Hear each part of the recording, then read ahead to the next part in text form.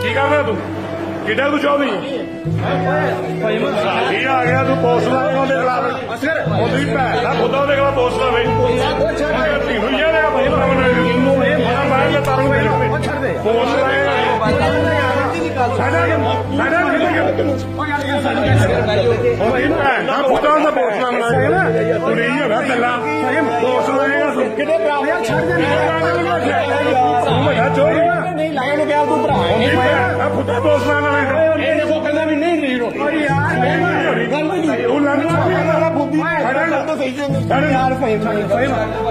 post लाएगा तू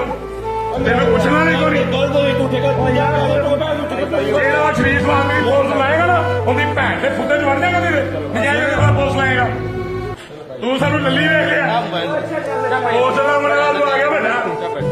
सारा तेरी भैन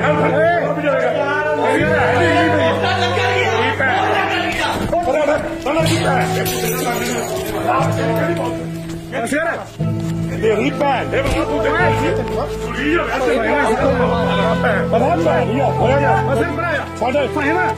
तेरी भैन ने बड़ा पोस्टला तेरी भैन ने बड़ा कुछ प्यार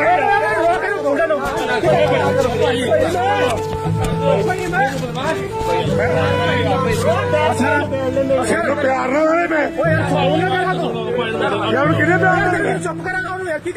चुप कर